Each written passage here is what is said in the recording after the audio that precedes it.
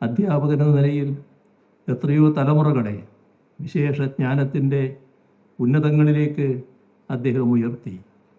പ്രഭാഷകൻ എന്ന നിലയിൽ നവീനവും പുരോഗമനപരവുമായ ചിന്തകളുടെ പ്രകാശം പരത്തി. പത്രാധിപർ എന്ന നിലയിൽ എത്രയോ ഇളം പ്രതിഭകളെ കൈപിടിച്ചുയർത്തി. ഇതൊക്കെ തന്നെയാണ് ഒരു ജീവിതത്തെ ധന്യമാക്കുന്ന ഘടകങ്ങൾ.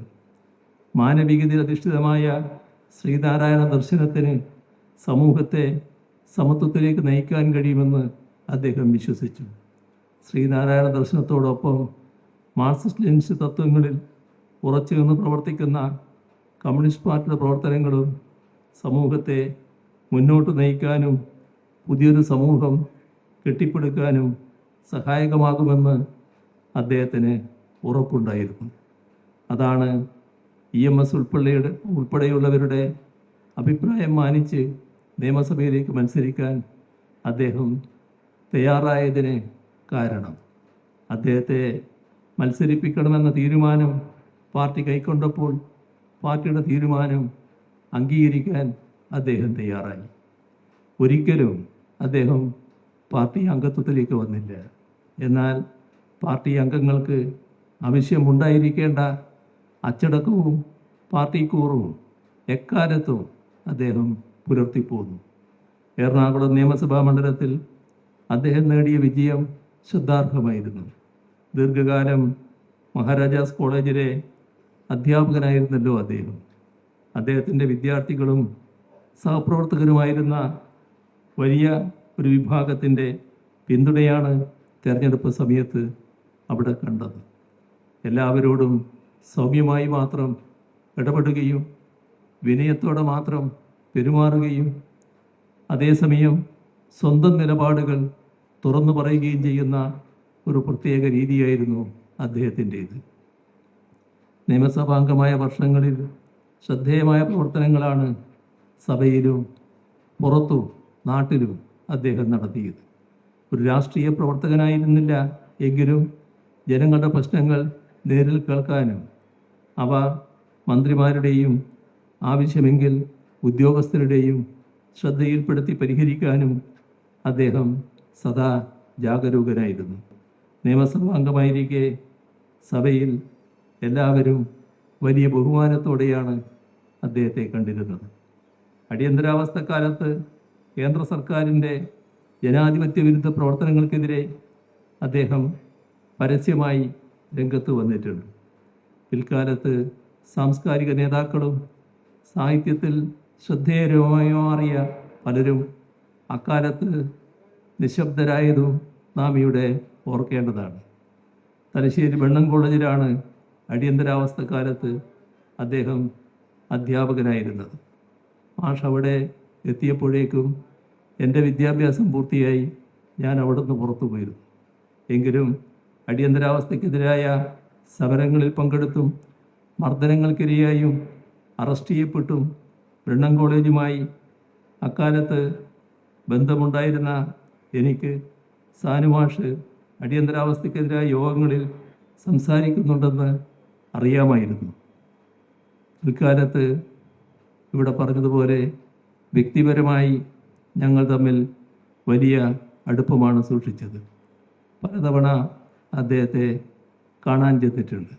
എല്ലാ പേരോടും സമഭാവത്തോടെ പെരുമാറുന്ന അദ്ദേഹത്തിൻ്റെ സവിശേഷത മാതൃകാപരമായിരുന്നു. നവോത്ഥാന മൂല്യങ്ങളിൽ അധിഷ്ഠിതമായ ഒരു നവകേരളമാണ് അദ്ദേഹം സ്വപ്നം കണ്ടത്. അത് യാഥാർത്ഥ്യമാക്കാൻ ഇടതുപക്ഷത്തിനേ കഴിയൂ എന്ന് അദ്ദേഹം വിശ്വസിച്ചു. ഈ വിശ്വാസമാണ് ഇടതുപക്ഷ ജനാധിപത്യ മുന്നണിയുടെ നേതൃത്വത്തിലുള്ള സർക്കാർ തുടർച്ചയായി രണ്ടാമതും അധികാരത്തിൽ വരാനായി പ്രായാധിക്യം പോലും അവഗണിച്ച് തെരഞ്ഞെടുപ്പ് പ്രവർത്തനങ്ങളിൽ അദ്ദേഹം പങ്കെടുത്തതിന് പ്രധാന കാരണം എന്നാണ് ഞാൻ വിശ്വസിക്കുന്നത്. തുടർഭരണം അപകടമാണെന്ന് അദ്ദേഹത്തിന് തോന്നിയില്ല. ശ്രീനാരായണ ഗുരുവിൻ്റെ ആദർശങ്ങൾ ജീവിതത്തിൽ പാലിച്ചും ലളിതമായ ജീവിതം നയിച്ചും കമ്മ്യൂണിസ്റ്റ് ആശയങ്ങളിൽ ആകർഷനായും സമൂഹത്തിൻ്റെ മുന്നേറ്റത്തിനു വേണ്ടി സാഹിത്യ സാംസ്കാരിക രാഷ്ട്രീയ മേഖലകളിൽ കർമ്മോത്സുകനായി പ്രവർത്തിച്ച സാനുമാഷ് സമൂഹത്തിൻ്റെ ആകെ ഊർജമായിരുന്നു. എന്താണ് മാഷിനെ നമ്മുടെ രാഷ്ട്രീയ സാംസ്കാരിക രംഗങ്ങളിൽ വേറിട്ട വ്യക്തിത്വമാക്കി നിലനിർത്തിയ പ്രത്യേകത? മാഷ് പതിറ്റാണ്ടുകളായി ഇടതുപക്ഷത്തായിരുന്നുവെന്ന് എല്ലാവർക്കും അറിയാം. ഇടതുപക്ഷത്ത് നിന്നുകൊണ്ട് തന്നെ ഇടതുപക്ഷത്തെ ആക്രമിച്ചാൽ വലതുപക്ഷത്തിൻ്റെ കയ്യടിയും പൊതുസ്വീകാര്യതയും ഏറും. മാഷ് ഒരിക്കലും ഇടതുപക്ഷത്തെ കരിവാരി തേച്ച് സ്വന്തം യശസ് തിളക്കിയെടുക്കാൻ ശ്രമിച്ചില്ല. അങ്ങനെ വ്യാജരീതികൾ ഉപയോഗിച്ച് തിളക്കിയെടുക്കേണ്ടതില്ലാത്ത ഭദ്രമായ സ്ഥാനം തനിക്ക് പൊതുസമൂഹത്തിലുണ്ടെന്ന് അദ്ദേഹത്തിന് നല്ല ബോധ്യമുണ്ടായിരുന്നു. അതില്ലാത്തവർക്കാണ് തങ്ങൾ ഇവിടെയുണ്ട് എന്നറിയിക്കാൻ മറിച്ചുള്ള നിലപാടുകൾ സ്വീകരിക്കേണ്ടി വരുന്നത്. ഇടതുപക്ഷ ജനാധിപത്യ മുന്നണിയുടെ ഒരു ഭരണഘട്ടത്തിൽ സാഹിത്യ അക്കാദമി പ്രസിഡൻ്റായിരുന്നിട്ടുണ്ട് പ്രൊഫസർ എം കെ സാനുമാഷ്. എത്ര അന്തസ്സോടെയാണ് മാഷ് ആ പദവിയിൽ ശോഭിച്ചത് എന്നും ഞാൻ ഈ ഘട്ടത്തിൽ ഓർക്കുകയാണ്. ഇടതുപക്ഷത്തെ കടന്നാക്രമിക്കുന്നതിൽ വർഗീയ ശക്തികൾ മുതൽ സാമ്രാജ്യത്വ ശക്തികൾ വരെ ഒറ്റക്കെട്ടാണ്. ഇടതുപക്ഷത്തെ ആക്ഷേപിക്കാനുതകുന്ന ഒരു വാക്കെങ്ങാനും തൻ്റെ വായിൽ നിന്നും വീണുപോയാൽ അത് ആ വിശാല ശത്രുപക്ഷത്തിനുള്ള ആയുധമാവും എന്നറിയാനുള്ള രാഷ്ട്രീയ വിവേകം സാനുമാഷക്ക് എന്നും ഉണ്ടായിരുന്നു. സാനുമാഷിൻ്റെ സ്മരണക്ക് മുന്നിൽ ആദരാഞ്ജലി അർപ്പിക്കുന്നു. ആദരവോടെ സാനു സമ്മാൻ ബഹുമാനിയായ ലീലാവതി ടീച്ചർക്കും നമ്മുടെ യുവ പ്രതിഭയായ ഡോക്ടർ വിനിൽ പോളിനും നൽകിയതായി അറിയിച്ചുകൊണ്ട് അവസാനിപ്പിക്കുന്നു എൻ്റെ സ്നേഹാഭിവാദനം.